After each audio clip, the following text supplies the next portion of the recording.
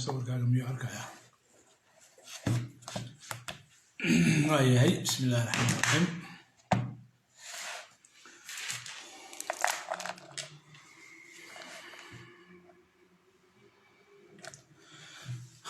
الحمد لله رب العالمين، وصلى الله وسلم وبارك على نبينا محمد وعلى آله وصحبه أجمعين.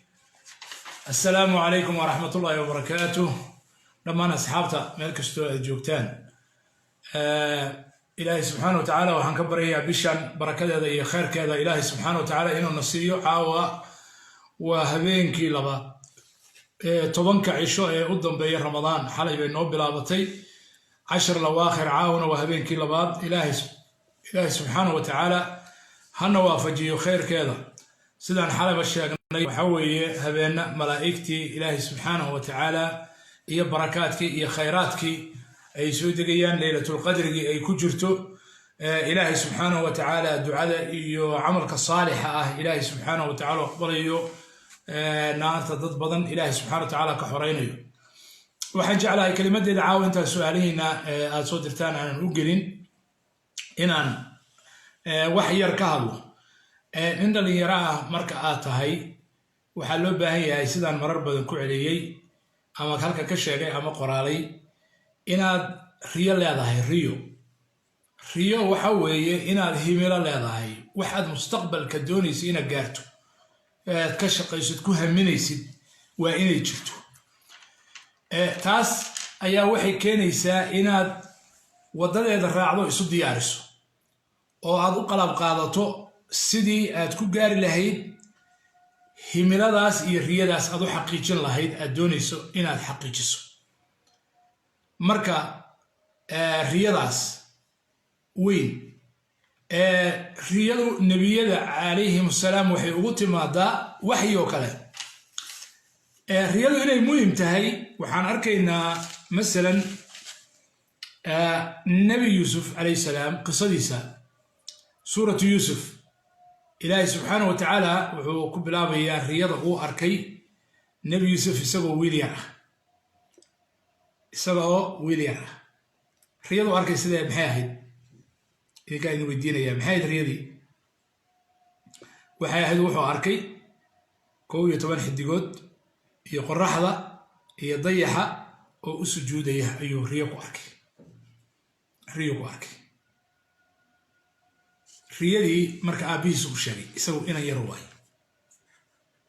aabihiis markuu u sheegayna oo yacquub ah alayhi salaam oo nabi ah riyadii fasiraadeedii iyo macnaheedii ayuu siiyey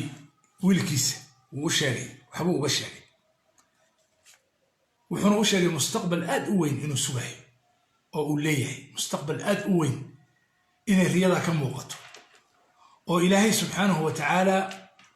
oo yuusuf oo markaa ina yar ah ilaahay uu dooran doono oo ilaahay subxaanahu dadka uu doortay ku darayo sidii aabayaashiis bay ilaahay subxaanahu wa tacaala iyo awowgiis ilaahay subxaanahu wa tacaala uu u doortay inuuna noqon doono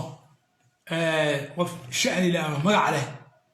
ama maaragtay qisooyin yaab leh la kulmi doona wuxuu yidhi innii ra'aytu 11 kowkaban washamsa waalqamara ra'aytuhum lii saajidiin waxaan arkay aabow 11 xidigood iyo dayax iyo qoraxda oo ii sujuudaya intaa kaliya arkay innii ra'aytu 11 kowkaban washamsa waalqamara ra'aytuhum lii saajidiin nabi yacquub wuxuu ku yidhi yaa bunaya laa taqsus ru'yaaka calaa ikhwatika fayakiiduu laka kayda ina shayطaana lilinsaani caduwun mubiin وكذلك يجتبيك ربك ويعلمك من تأويل الأحاديث ويتم نعمته عليك وعلى آل يعقوب كما أتمها على أبويك من قبل إبراهيم وإسحاق إن ربك عليم حكيم مركا وحو يري بشاروين بوشي وحو يري إلهي سبحانه وتعالى sidaas ayuu ku dooranayaa siduu aabbahaaba awowayaashaaba doortay ilaahay nicmadiisa ayuu ku taamyeelayaa ilaahay wuxuu ku barayaa riyooyinka fasiraadooda cilmigooda iyo aqoontooda ilaahay ku siinaya wayucallimuka min ta'wiili alaxaadiis nicmadana gurigayna iyo adigaba ilaahay uu ku taam yeelaya marka nicmadaas weyn haysaga sheegin cidna ha buu yiri yaan lagu xasdin oo walaalaha oo kaleeto ha ugu sheegin marka qisada waad ogtihiin dhammaadkeeda waatuu walaalihiis uga sheekayey waatay xasdeen way maqleen kolley qisadii wayna xasdeen iyagu waxay ku arkeen jacaylka aabahood jecel yahay yuusuf wax badan uu jecel yahay taasay ku xasdeen kadibna waa iyagii mu'aamarada u degay oo shirqoolka u sameeyey inay ceelka ku ridaan kadibna gaday kadibna sidaas uu addoonnimo ku galay dhibaatooyin badan uu la kulmay laakiin goormay rumowday riyadii waa kan fasiraya nebi yuusuf calayhi salaam markii uu masar boqor ka noqday riyooyinkana cilmigooda ilaahay baray oo xabsiga kaga sheekeeyey wiilashii u fasiray oo boqorkii uu u fasiray riyadii oo ilaahay subxaanahu watacaala boqortooyo siiyey madaxtinimo siiyey magac iyo maamuus ilaahay subxaanahu watacaala uu siiyey sabirkiisii iyo dulqaadkiisii iyo cafiskiisii ilaahay subxaanahu watacaala ku siiyey waxayna ku tusinaysaa cafinta wax la cafiyo inay wanaagsan tahay waxay ku tusinaysaa sabirka dheer inuu wanaagsan yahay waxay ku tusinaysaa aqoonta iyo cilmiga dalabkiisu nooc u yahayba ha noqde oo ugu wanaagsan yahay cilmiga kitaabka iyo sunnadu inuu sharaf weyn qofka siinayo iyo dhulka ilaahay subxaanahu watacaala inuu u makiniyo asbaab lagu maamuuso oo lagu qadariyana uu u noqonayo intaas buu ilaahay subxaanahu watacaala siiyey nebi yuusuf calayhi salaam cilmigii buu siiyey ilaahay subxaanahu watacaala riyada mafasiraadeedii buu siiyey ilaahay subxaanahu watacaala sabir iyo cafis qalbigiisa ku baaray kadibna markii uu boqor noqday oo masar hantiyey waa kuwii walaalihiis u yimi aabbihiis iyo hooye xaaskii iyo aabbihiisna waa kii reerkii oo dhan ii keena waatuunii biahlikum ajmaciin ehelkii oo dhan ii keena alaabtiisu xaaran tahay oo walaalihiisna uu yidhi laa tathriba calaykum yakfir allahu lakum wa huwa arxamu raaximiin ayuu aabbihiis ku yidhi caqabatii haadaa ta'wiilu ru'yaaya qad jacalahaa rabbii xaqan riyadii aan ku riyoonayey waa taas aabbow ilaahay xaq buu ka dhigay kadibna wuu ducaystay oo ducadiisii aad u quruxda badnayd buu ku dhammaystay oo wuxuu rabbi qad aataytanii min almulki وعلمتني من تأويل الأحاديث فاطر السماوات والأرض أنت ولي في الدنيا والآخرة توفني مسلما وألحقني بالصالحين بالدعاء قروح هذا فيري إلهي وحو هرتو هرمري نعموينك وكوكا لديست انت أنا أسوي ويديس دعاءنا دلنا يروي دقيستا وحال الربا مركو هوري إلهي أمانتي سينات كهر مريسو إلهو عافمات بعد وكوكا لديست oo aqoon baad igu galladaysatay oo xoolaad igu galladaysatay oo caruur baad igu galladaysatay oo nabadgelyo iyo cilmi iyo caafimaad baad i siisay oo diintaadii baad ilaah i waafajisay oo qur'aan baad igu manaysatay oo nicmaad ilaahayow i siisay galladaha ilaahay u sheeg sidaa nebi yuusuf uu marka hore u hormariyey kadibna wixii kale weydiiso adiga marka su-aasha waxaa ka horraysa inaadan degdegin oo su-aasha markiiba ku boodin iyo ducada ee aad wax ilaahay ammaanto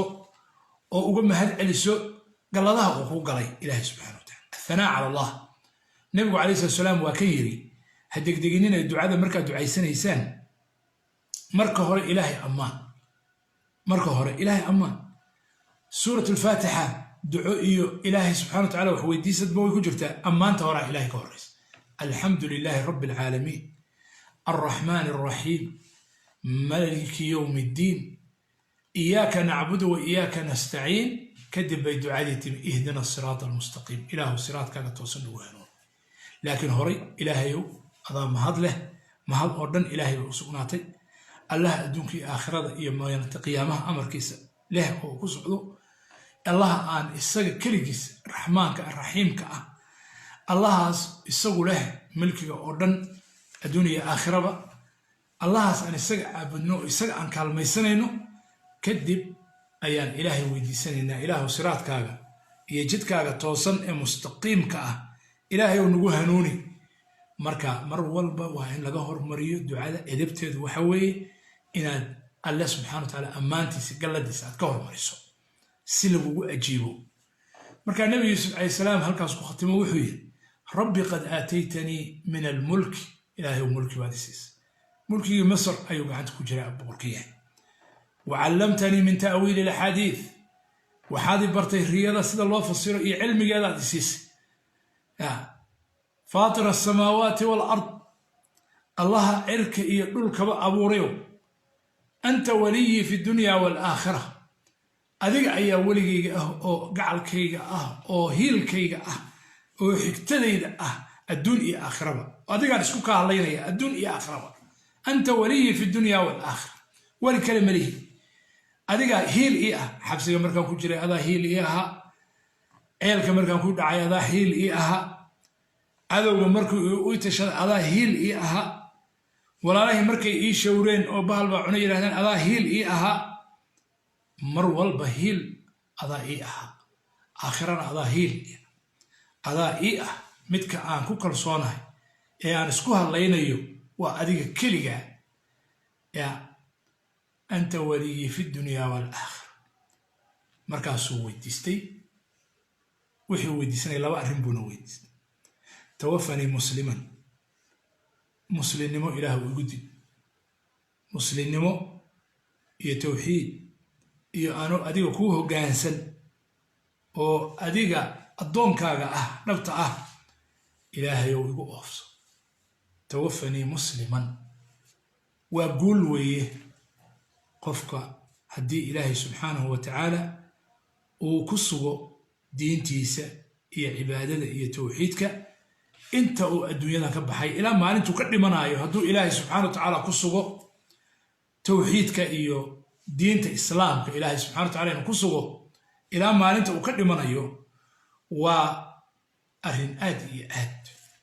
nasiib ah waana kan ilaahay subxaana wa tacaala yidhi yaa ayuha aladiina aamanuu itaquu llaha xaqa tuqaatihi walaa tamuutunna ilaa wa antum muslimuun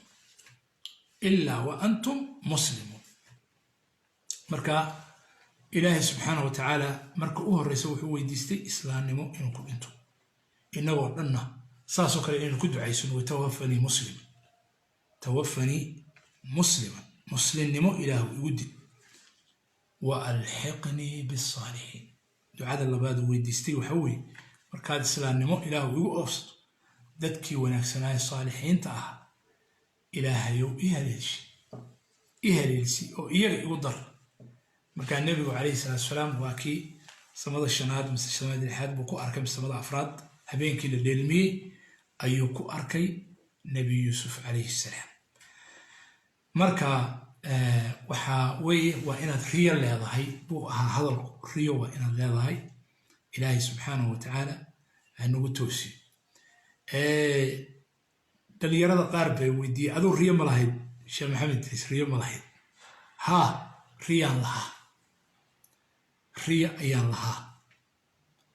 waxaan ku riyoon jiray ama aan ku taami jiray anigoo 20 jira ama ka yar 19 18 meelahaas jira inaan daaci noqdo inaan qoraa weyn noqdo alxamdu lilaahi rabbi alcaalamiin ilaahay baan ugu mahadinayaa allah galladihiisa iyo raxmaddiisa iyo nicmooyinkiisa i siiyey oo baadinimo iga hanuuniyey oo ilaahay subxaanahu wa tacaala wax la'aan iga kor yeelay oo i deeqsiiyey oo ilaahay subxaanahu wa tacaala nicmo iyo durriyad iyo khayr iyo caafimaad iyo camal saalix iyo iimaan i siiyey ilaahay baan ugu mahadinayaa riyadaas waxay ahayd inaan daaci noqdo ano oo waxaan waqtigaasu ahaa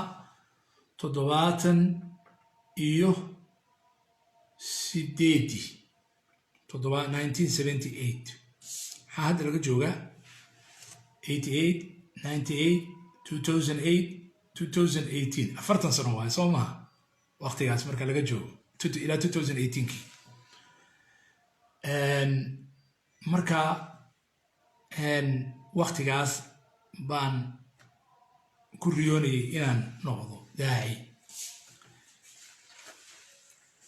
khudbaddii u horreysay oo jimco aan akhriyo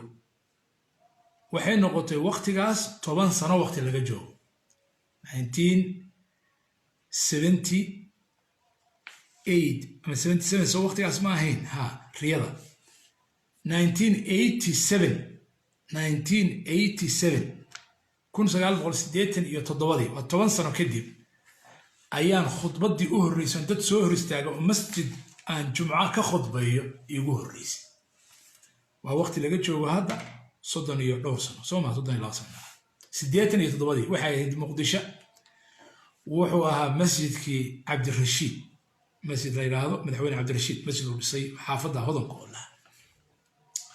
booqasho yar baan ku tegay muqdisho fasax baan u joogay sacuudigaan ka imi saaxiibkay allahu naxariistay doctor axmed xaaji cabdiraxmaan ayaan guriga shaqaalaha jidka maka almukarama hortiisa ku kulannay goor barqaah oo isugu nimi isku sheekaysanaynay maalin khamiisay ahayd markaasuu wuxuu igu yiri maxamedow walaalow berrito waxaan rabaa inaan u baxo gaalkacyo gaari bas baan raacaya gaalkacyaan aadaya hooyo iyo dadkan soo salaamay qaraabo waxaan berri ku qornahay oo laygu soo qoray oo la yiri jeedi khudbad jimcaha masjidka cabdirashiid allahu naxariist marka waxaan kaa rabaa inaad adigu khudbaddii igala wareegto weliba kaftan badan oo wuxuu ahaa khayr allah siiye ilaahay subxaana wa tacaala naxariista jannadiisa ha ka waraabiyo saaxiibkay doctor axmed in kaftan badan oo abwaan ah buu ahaa abwaan ah bilficli oo gabayada mahmahyada inta reer gaalkacyo mahmahyo aan ka hayo isagoo dee reer gaalkacyood buu ahaa qox ah oo asalkee lafihii ah yaanba buu ka qori karaa inta isaga mahmahyo iyo sheekooyinka reer gaalkacyo aan ka hayo marka calaa kulli xaal wuxuu igu yidhi igala wareeg isagoo iga kaftamaya adaan carabiga raadinayni markaas anigu journaalkan waxbaan ku qorqori jiray maxaan kuu sheegaa sacuudiga marka calaa kulli xaal waa kala wareegay jumcadiina khudbadii waan jeediyey waana xusuustaa khudba waxay ahayd walaaltinimada islaamka oo quwatul islaam waan ka jeediyey carabi bay ahayd kadibna tacliiqeediina waan jeediyey waa khudbad marka waa 10 sano kadib dreamkaygii 10 sano kadibna waxaan ka bilaabay waqtigaas laga bilaabo 87 buu markaas ahayd 97 waxaan dacwada ka bilaabay North America ayaan ka bilaabay Canada iyo Mareykan khudbado iyo muxaadaraad ka bilaabay alxamdulilah kadibna alxamdulilah way ifratay laakiin 10 sano oo u horreysay qoryo gurashay ahayd qoryo gurasho ma taqaanaan qoryo gurasho ya kutub akhri kutubta cilmiga akhri muxaadaraadka dhegeyso culimada dhegeyso jilbaha dhigo culimada hoostooda kuraasta xalqadaha fariiso maxaan kuu sheegaa muxaadaraadka tag jaamacadaha tag meelaha tag meel kasta wax ka dhacayaan isu diyaari bay ahayd marka sax dreamkaas waan lahaa dreamka qoraalkana waan lahaa oo waxna waan ka gaaray waxna waa ii dhiman yihiin qorid waxna waa ii dhiman yihiin insha allahu tacaala marka waa inaad leedahay riyo waa inaad leedahay waxqabad leedahay dadaalkeeda u leedahay waxbarashada iyo wax akhriska iyo waxqabadkana aad ku dadaashaa ilaahay subxana wa tacaala uu ku gaarsiinaya intaas baan kelimadeyda ku koobaya jazaakum allahu khayran assalaamu calaykum waraxmatullahi wabarakaatu وعليكم السلام ورحمة الله وبركاته بارك الله شيخنا إلى أجر حسنات كاسيو شيخ سائل كان مثلي هاي بوق تاقرتي وبوق حجاب كمدي هاي حقين كهلي كرا بوق تقمانت إن شاء الله تعالى واحد كهلي دونتان ويب سايت كيغا أما بوق إنترنت كا إن شاء الله تعالى كلها هاي www.halkaanalidinkuqorayaa wayna ku qoran tahay sheekh-idriis.com marka insha allah kitaabada qaar baa ku jira qaar kalena dhowaan baan soo gelinaynaa insha allahu tacaala bacd alciid waxaan rajaynayaa inay diyaar noqon doonaan insha allahu tacaala saan rajaynayo marka qofka halkaa isagoo pdf ana uu kala degi karaa isagoo loo soo dirana waa ka qaadan karaa marka bejka booqda ka arka maqaalaad kalena insha allahu tacaala iyo maqal iyo muuqaal kale badan waa ku jirayaan waxaa kale oo aan rabaa inaan ku baraarujiyo barta youtube-kana soo sheer garaya dhalinyarada dhegeysanaysa asxaabta intii aan weli sheer garayn ama subscribe samaynin waxaan bilaabay youtube maalin walba aan soo geliyo casharo kala duwan oo dhanka adduunyada dhanka horumarinka self developmentga naftaada inaad horumariso maxaa managementga leadershipka nolosha adduunka annaga iyo adduunka caalamka Soomaaliya iyo caalamka xagga diinta xagga adduunyada marka insha Allah kaasna subscribe dhaha oo waa laydin soo qorayaa sheekhdris.com waa iyadana waa YouTube-ka qanaadka YouTube-ka subscribe hala yiraahdo waxaan rabnaa caawa intiina joogto meesha inaad xaggana tagtaan oo ka soo qayb gashaan insha Allah barakallahu sheekhana website-ka buugta laga iibsan karo ama maqaalada sheekha laga akhrisan karo wuxuu ku qoran yahay bio Instagram-ka marka profile-ka sheekha soo gashaan sidoo kale story-ga waxa ku jira YouTube-ka sheekhana su'aasha labaadaan u galo saa'ilkan wuxuu leeyahay assalaamu calaykum sheekh Allah ku xifdiyo waxay tahay su'aashayda salaatu taraawiix haddaan ku tukano suuradaha fudud ma dhib baa ku jira annagoo 5 gabdhoodaan sidaa ku tukanaa alxamdulilah gabdhaha doonay taraawiixda inay tukadaan iyagoo dhowr qofood ah waa tukan karaan suuradaha gaagaabanna waa ku tukan kartaan quraanku kulligiis fadligiisu waa isku mid suuratul faatiha ka soo bilow ilaa qul a'uudu bi rabbin naas marka waa ku tukan kartaan suuradaha gaagaaban ayaad ku tukan kartaan suuradaha dhaadheer baad ku tukan kartaan intaa xafidsantahay baad ku tukan kartaan kitaabka waa ka akhrin kartaa laftigiisa sida culimadu badan ay qabto gabdhaha dhexdooda istaagaysaa kama hormarayso dhexdooda istaagaysaa marka wasaasina ku tujinaysaa gabadha imaamka dhexdooda istaagaysaa insha Allah wallahu a'lam barakallahu sheekh saa'ilkan wuxuu leeyahay assalaamu calaykum sheekh Allah ku barakeeyo su'aashaydu waxa weeye waxaan ka shaqeeyaa meel dhakhtara waxaana mararka qaar dawo ku mudaa ama aan irbad siiyaa niman bukaana marka aan dawada siinayo gacantooda waan taabanayaa marka sheekh arrintaas waxay igelisay welwel badan dembi ma iga imanayaa sidoo kale soonkaygana wax ma u dhimayaa waa gabar baan filayaa niman bay taabanaysaa marka haddii shaqadaada ay tahay nurse oo kale saas oo kale dadaa cirbad ku mudayso ama waxyaaba ku samayso ama dhakhtar ah tahay oo aad iska qaadayso wax dhiba ma laha taabashada keligeed wax dhiba ma laha insha allahu tacaala maxaa dhacay taabashada keligeed aan shahwo iyo waxaas loola qastin waxba dhiba ma laha insha allahu tacaala wallahu a'lam soonkaagana wax ma yeelayso soonka waxba ma yeelayso qadcan insha allah حتى ويسد مكاجبينيسو سيدا علماء تودا بدني اي قبان ويسد حتى مجبينيسو ان شاء الله نعم بارك الله شيخنا شيخ سائل كان وحو ليهي الكها ما لا خيران كرا الكها اصلها waxaad u qaadataan fir principle ama qaacido u qaado xalaale wixii yani uu ku jiro wax dhib ah qofka ama muuqaalkiis ama jirkiis caafimaad ahaan ama yani muuqaal ahaan loo toosinayo oo cilmigu awoodi karo inuu wax ka qabto oo toosiyo wax dhiba ma laha weeraate masalan ilkaha la xirayaa waa kala dheer yihiin waa kala waxaysan yihiin waa la isu habaynayaa waa la isu duweynayaa wax dhiba ma laha insha allahu tacaala sanka ama dhabanka ama indhaha ama afka wixii yani طبي أهان أما ميديكال أهان أما عافيماد أهان قفك مقال كيسا وحرج كدريما أيو أما وربو إنو سيفي عن الله لو هجاجيو أو يكون جرتو ماركتي أنو جعلين ولا توسكر واحدة وانا ما شاء بارك الله شيخنا سائل كان وحو ليهي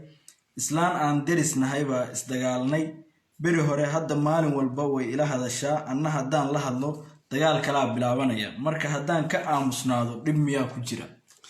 alxamdulillah hadii yani ay tahay wax maaragtay yaqiin ah in wada hadalka badan dhibaato ay ka imaanayso waad ka gaabsan kartaa laakiin salaanta darisnimada waa waajib maxaa dhacay qofka dariska kula ah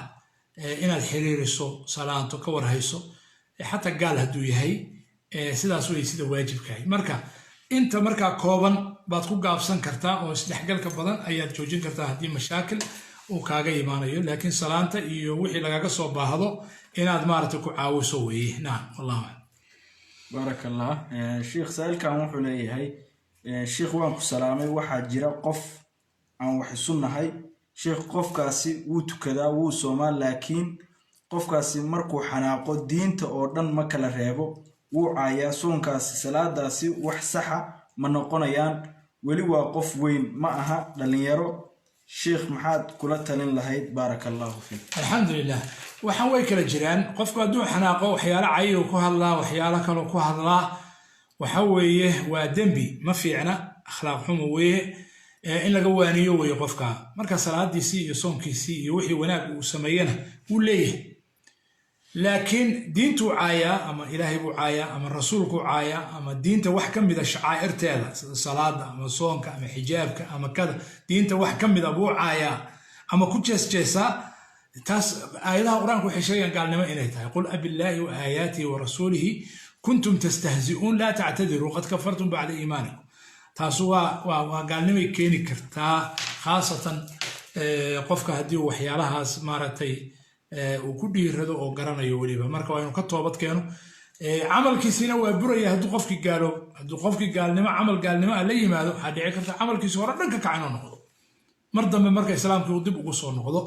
marka arrintu arrin khatara waaye halisa waaye haddaanay xataa gaalnimo noqon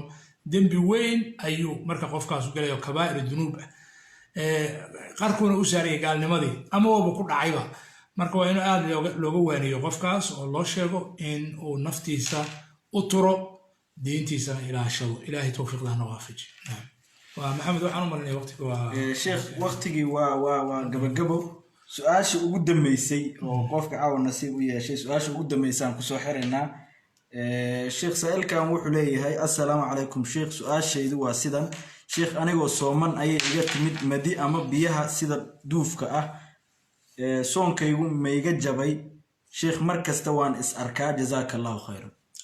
alxamdulilah haddii adiga wax ula kacaa aanu ahayn ama hurdo ay kaaga timaado manida xataa hadday timaado hurdo ada ku jira ama riyo soonkaaga waxba yeeli mayso haddaadan adigu wax aad iska keentay aanu ahayn wax adigu iska keentay markaas kaasu kaaga jabaya laakiin madigu marnaba ma kaa jebinahay haddaanu mani ahayn ma kaa jebinahay insha allah waa ka weysaysanaysaa insha allah nacam wallahu aclam baarak allah sheekhana su-aalo badan baa runtii aada u yimi laakiin